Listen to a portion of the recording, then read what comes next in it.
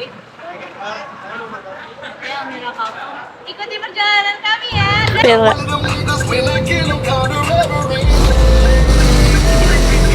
Kalian jangan turun ya. Yang pertama aku mengucapkan selamat datang di Museum Kebangkitan Nasional. Tapi sebelum mulai, aku mau ngejelasin kenapa ini disebut Kebangkitan Nasional. Jadi museum ini dulu itu merupakan Sofia. Di sini mungkin kalian ada yang tahu nggak Sofia ini? Perkumpulan pemuda gitu ya. Ya aku tahu sih itu sekolah ya. Iya, sekolah. Jadi Sofia itu merupakan sekolah kedokteran pertama khusus untuk bumi putra di Indonesia. Sofia ini singkatan dari bahasa Belanda, itu Source of Learning, Van Inlandsen Amsterdam. Bahasa itu pribumi, aksen itu kedokteran, dan ada school ya sekolah. Jadi ini adalah sekolah pertama hubungan dengan Kebangkitan Nasional karena di sekolah inilah didirikannya Budi Utomo. Ini pada tahu nggak Budi Utomo itu apa? Oh ya, itu ya. Iya, pokoknya pada pelajar-pelajar dari Jawa kalau nggak salah. Ya lupa. Budi Utomo itu merupakan organisasi modern pertama di Indonesia. Karena kenapa disebutnya modern pertama? Karena sebelumnya itu belum ada organisasi yang menghimpun para siswa atau para masyarakat Bumi Putra untuk berkumpul menjadi satu. Dan kenapa akhirnya disebut dengan Kebangkitan Nasional? Karena Budi Utomo itu dianggap sebagai tonggak pertama dari perubahannya ini, perubahan perjuangan. Karena dulu kan kita perjuangannya itu kan daerah atau masing-masing atau ya secara individu lah ya bisa dibilang. Tapi sejak adanya Budi Utomo itu perjuangan tuh mulai bersatu seperti itu. Makanya disebut Kebangkitan Nasional karena dari situ kita itu merasa kalau misalnya untuk melawan penjajahan itu harus secara bersama-sama. Dan ya siapa aja pendiri Budi Utomo yaitu adalah murid-murid yang bersekolah di Sofia. Jadi itu secara umum dari besar. Nah kalau teman-teman mau berkeliling, itu museum itu dibagi menjadi dua. Yang arah kalau misalnya ada langsung masuk itu ya, sebelah kanan itu ada ruangan yang menjelaskan tentang Sofia, dan yang sebelah kiri itu menjelaskan tentang masa Kebangkitan Nasional. Lebih seperti itu penjelasan utamanya. Kalau mau ditanyain boleh, atau kalau mau dilanjut ke ruangan-ruangan berikutnya. Karena walaupun itu panjang banget. Nah kalau di sini ruangan pertama di bagian Sofia yang akan kalian kunjungi itu adalah ruangan pengajar. Karena kan sebagaimana kalian tahu Sofia itu kan adalah sekolah yang katanya sekolah itu ada guru. Dan di sini patung yang ada itu merupakan gambaran atau mungkin hasil realisasi dari lukisan yang dibuat. Jadi ini lagi ngapain sih patungnya? Ini merupakan para pengajar yang sedang berdiskusi untuk mengeluarkan Sutomo. Jadi Sutomo itu adalah pendiri dari Sutomo. Di sini mereka lagi berdiskusi untuk mengeluarkan dia kenapa karena keterlibatannya di Budi Utomo yang pada saat itu dianggap mengganggu belajarnya dia dan juga anak-anak yang lain untuk mempengaruhi anak-anak yang lain hingga proses belajar tidak diterobosi. Tapi kalian bisa lihat di belakang itu bisa melihat udah kiri itu ada sedikit gambaran siswa Sofia sedang melakukan protes. Kenapa Sutomo dikeluarkan? Karena tidak sampai sekarang update lah ya. Akhirnya mereka melanjutkan kalau misalnya Sutomo itu dikeluarkan maka kami juga akan keluar. Ya mana? Boleh. Ya. Menandakan jam pelajaran di sini juga ada. Kalau misalnya ini Aduh. lebih kayak gitu. Kalau dulu itu kedengeran sampai ujung. Kalau sekarang mungkin nggak terlalu ya karena kan udah isi. Dulu kan masih sepi. Sebelum pindah mau nanya teman-teman ada yang tahu kayak patung ini belakang itu siapa? Kecuali yang siapa yang baca mungkin karena ada yang tahu. Kalau Tirto lagi nih tahu nggak? Tirto lagi itu website yang isinya berita.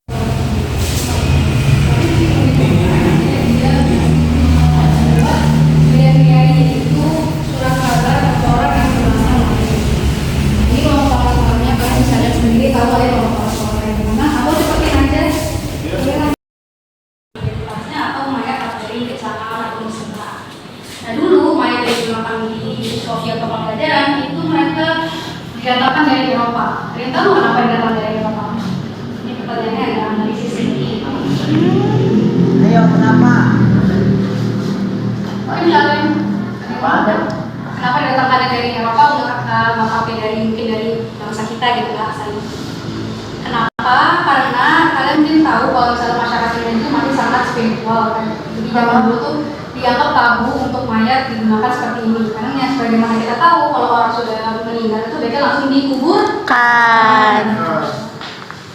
Makanya datangkannya dari Eropa. Jadi Eropa pun juga cuma orang-orang yang bahasa kasarnya mah ya rendahan yang Buddha atau mungkin mayat yang tidak diketahui identitasnya atau jelas asalnya dari mana. Nah kalau ini selain mereka pakai kadaver atau mayat, mereka juga belajar tulang tentunya karena kan kedokteran, sekolah kedokteran. Nah ini tulangnya itu asli, maksudnya asli apa? Asli dari manusia dan asli digunakan pada masa itu di Sofia.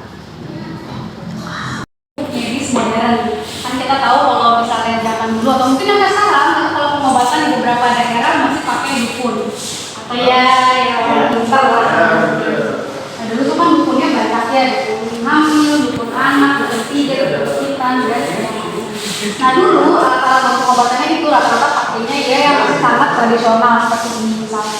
Nah kalau yang paling ujung, mungkin kita yang cewek nggak ngerti ya, tapi kalau yang cowok itu tentu yang zaman dulu alat sunatnya kayak begitu. Jadi menurut aku kalian harus bersyukur karena sekarang alat sunatnya udah sangat modern. Karena dulu itu nggak pakai bius dan alat-alat cuma sebatas menggunakan bambu. Bambu itu dianggap bumi kita. Nah sebelum ada Sofia dibuka pada tahun 1902 itu ada ini namanya sekolah dokter Jawa. Kalau Perjawa itu merupakan pendahulu dari Sofia yang didirikan tahun 1853 nih itu keputusannya. Dan mereka tuh didirikannya di RSPAD. Kalian tahu nggak RSPAD di mana? Di dekat sini kan di belakang situ. Aku pernah nanya kalau tahu nggak RSPAD di mana? Nggak tahu, kayak itu di belakang. Mana sih? Gitu. Dulu tuh adanya ini sekolah Perjawa. Bedanya apa sama Sofia? Bedanya itu sesuai dengan namanya hanya menerima murid yang beretnis Jawa. Kurang lebih itu ada sekitar dikit kok 12 sampai 20. Jadi benar-benar dikit banget. Dan mereka ini pendidikannya cuma 2 tahun. Nah setelah lama-lama secara perkembangan zaman makin banyak tuh siswa yang bertambah masuk, makanya kurikulumnya disesuaikan, makanya tahun ada disesuaikan hingga akhirnya nanti jadi Sofia pada tahun 1902. Jadi ini makanya aku sebut sebagai pendahulunya. Nah di sekeliling kalian di dalam ruangan ini itu banyak banget alat-alat dokter zaman dulu yang sebenarnya nggak bisa kepala, jadi sesuai dengan yang baca. Karena kalau ada yang baca dia bilang harus memecah kelapa buat apa? Nggak salah baca kok emang buat kepala apa? Kepala orang. Buat apa? Buat disiksa bukan? Buat untuk mempelajari anatomi otak. Makanya kepalanya itu juga bukan badan-badannya ya, tapi benar-benar kepala doang yang udah dipotong nanti diletakkan di sini, nanti dipecahin biar mereka bisa belajar tempurungnya, otaknya, anatomi dan segala macam. Masih asli Kak? Masih. Oh iya. Ayo praktekin.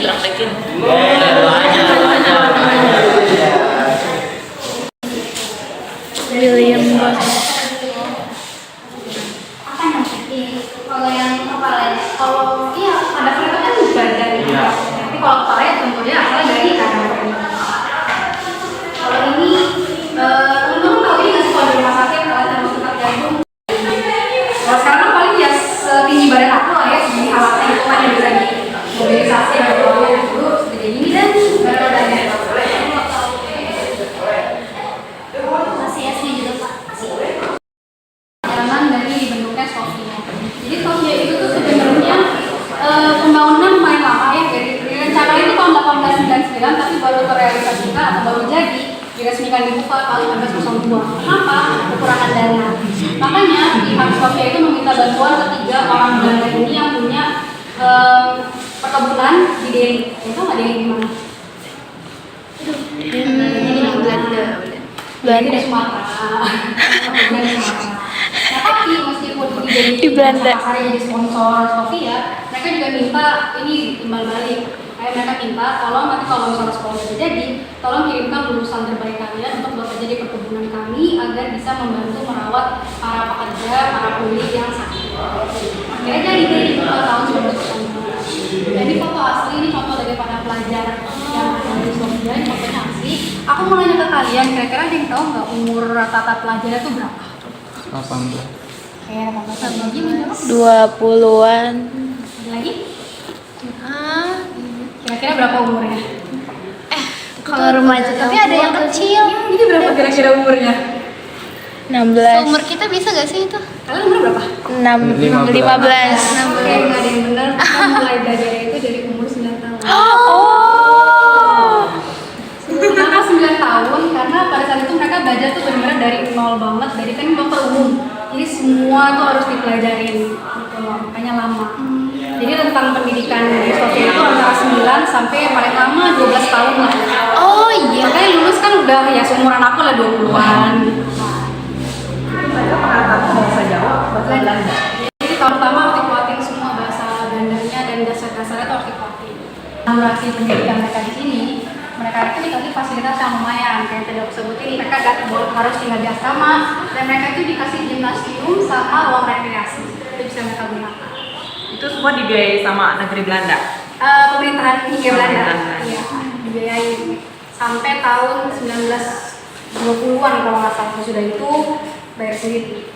Sebenarnya meskipun dibayarin sama pemerintah Belanda pun, ya layaknya mahasiswa sekarang lah ya, tetap ada pengeluaran sendiri. Itu pasti ada. Nah, untuk mungkin aku mau balikin pertanyaan ke teman-teman, ada yang tahu nggak berapa lama mereka belajarnya sehari? Kalian berapa belajarnya sehari? 8 jam. 7 ya. Ya, berapa? 8, 7 sampai 9 jam lah ya. Iya. Kalau anak-anak Sofia ada yang tahu nggak berapa lama? 12 mungkin. 24 jam. Sama itu. Makanya cepat lulusnya 2 tahun. Nah, mereka lulusnya sama rentang waktunya itu mereka pendidikan 9 sampai 12 tahun. Karena mereka tuh tadi belajar dari umur 9 tahun. Jadi dari lulus SD, enggak ILS, aku lupa bahasa Belandanya apa, itu langsung masuk ke sini. Untuk orang-orang tertentu pastinya. Mereka belajarnya benar hampir 12 jam, dimulai dari jam 7 pagi sampai jam 12. Sisanya itu bisa dipakai buat istirahat, rekreasi, ataupun yang mau belajar gimnastik. Nanti dari jam 8 sampai jam 10 lanjut lagi belajar di kelas. Nah, kalau di sekeliling kalian ini semuanya ada alat-alat kedokteran yang hampir sama sih kayak di sekolah dokter Jawa, cuma bedanya apa? Cuma ini semua yang digunakan di makroskopnya. Nah, terakhir mungkin sebelum pindah ke ruangan berikutnya, aku mau cara pakainya? ini semua Iya ya. gambar asli. Kayak cara kerja. Gambar asli yang digambar sama siswa Sofia ini kita ambil dari Belanda. Ini mereka tuh selain harus belajar untuk memahami inilah ya materi mereka juga harus praktek belajar. Karena gimana pun belajar gambar, Karena gimana pun juga nanti kan yang ngebedah, yang apa itu mereka juga. Ini semua mereka harus belajar gambar sendiri, nuansa sendiri, memahami sendiri. Nah, selain belajar gambar anatomi, mereka juga belajar ini kartografi. Ada yang tahu nggak kartografi apa? Kartografi, mapping, bikin peta, betul. Jadi mereka harus bisa bikin peta gambar sendiri. Ada yang tahu Tujuannya? Ada yang tahu nggak buat apa? Tujuannya mereka gambar peta. Ini peta Belanda, ini peta Jawa Timur. Penyebaran penduduk. Peta ini Jawa Timur Hadis. Peta. Tujuannya untuk apa? Agar mereka setelah lulus itu akan mendapatkan ikatan dinas. Mereka akan ditempatkan di daerah-daerah tertentu, makanya mereka harus belajar untuk menggambar peta agar mereka nanti bisa tahu nanti saya mau tempatin di mana nih. Dan rata-rata memang tempatnya itu di Jawa Timur karena pada tahun 1800-an akhir sampai 1900-an itu memang wabah pandemi paling banyak tuh di kalau nggak Batavia di Jawa Timur. Dan makanya kita punya di Jawa Timur dan tahun 2 sampai 1926. Kenapa sampai 1926? Karena sejak 1926 itu udah dipindahin ke Salemba yang sekarang jadi apa?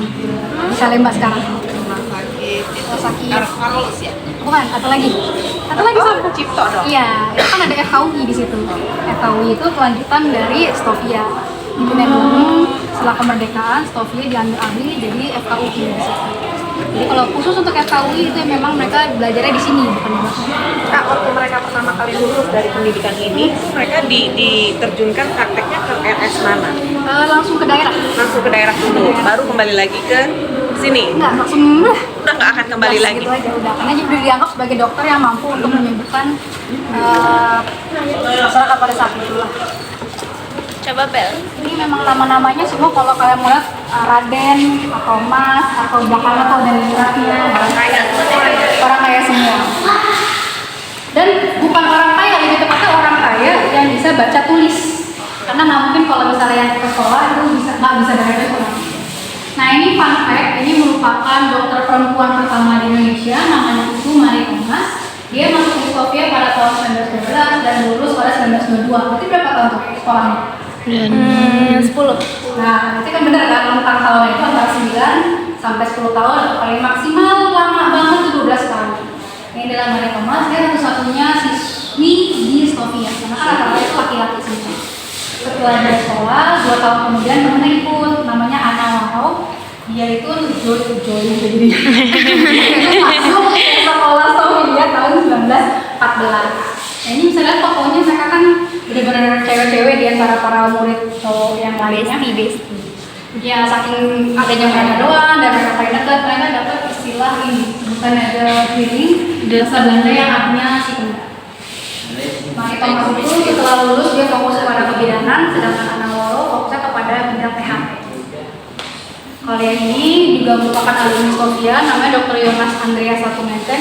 Beliau merupakan psikiater pertama di Indonesia, psikiater Bumi Putra pertama. Dia juga merupakan alumni Stovia yang lulus pada tahun 1911. Nah, di belakang teman-teman bisa lihat itu nama-namanya, yang lulusan yang baru bisa kita taruh pada saat ini, nanti mungkin akan ditambahkan lagi, tapi kan itu perlu proses dan perlu riset juga. Nah, itu rata-rata kalian bisa lihat tempat lahirnya, tahun lahirnya. Ini namanya ruang Memorial Budi Utomo. Jadi di sini itu merupakan ruang di mana Sutomo, siapa Sutomo? Pendiri Budi Utomo. Di mana Sutomo mengusulkan waktu didirikannya Budi Utomo pada tanggal berapa? Aduh, berapa sih? Berapa? 1928. Berapa? 28 nggak sih? 28. Aku pernah ngafalin 28. Pada tanggal 20 Mei 1908. 20-nya bener dong. Sekarang diperingati sebagai hari Pendidikan. 20 Mei. 20 Mei sebagai hari kebangkitan nasional. Nama-nama musimnya loh. Kelasku. Ya, itu sebagai hari gitu. Nah, ini di sini ruangannya dia ini patungnya Sutomo. Dan nanti kalau kalian ke dalam bisa lihat itu ada teman-teman sekelasnya yang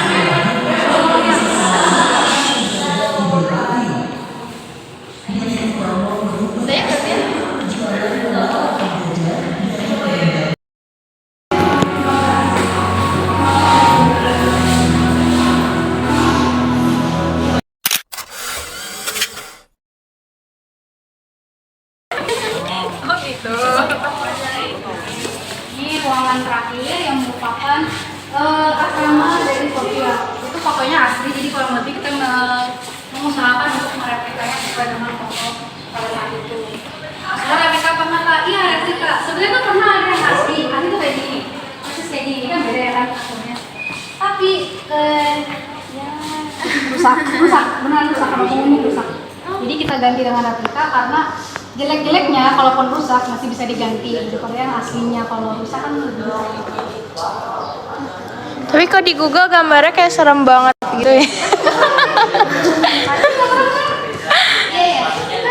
Dan dulu pun di sini ruangannya. Iya, emang di sini. Kayak dilihat dari fotonya kayak sumpuk banget ya. Ya kalau sumpah karena sekarang udah panas aja kalau itu kan enggak itu lebih. Kayak lari-lari tuh deh. Hei. Kalau tentang asramanya yang mau ditanyain boleh. Sampai ujung sini. Kalau asrama ya cuman letter U, jadi dari sini ke sini sampai ke sana. Ini U kan asramanya. Itu yang di Yang tengah kebuka ini itu gimnasium, yang tengah-tengah itu aula itu rekreasi. Untuk aula rekreasi. Jadi kalau mereka mau ngumpul, ya menongki lah bahasa zaman anak sekarang itu bisa di sini. Kalau ini tuh sekarang tuh jadi kita jadiin lab komputer. Kalau dulu tuh ini nggak ada di zaman Stovia, ini baru dibangun tahun 1927. Jadi aku nggak tahu dulu setelah Stovia itu apa di sini. Kasih gue mau video. Tadi dulu Kak mau video dulu.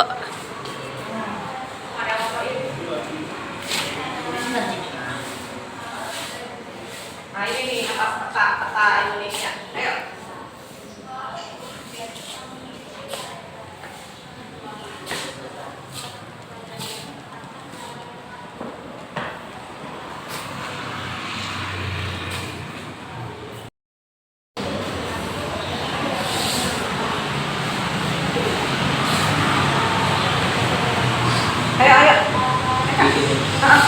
sebelah sini, nanti yang ini juga nih sebelah sini, dua posisi.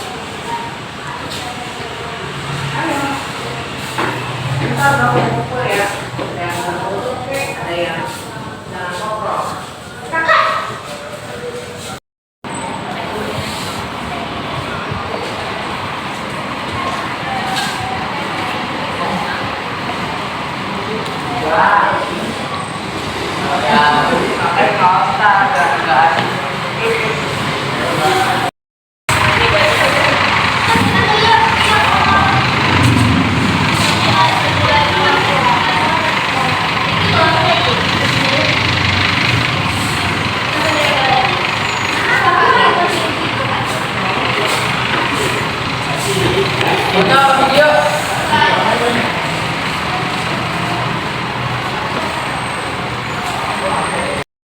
Perjalanan dari kami, mohon maaf apabila ada yang kurang. Wassalamualaikum Warahmatullahi wabarakatuh.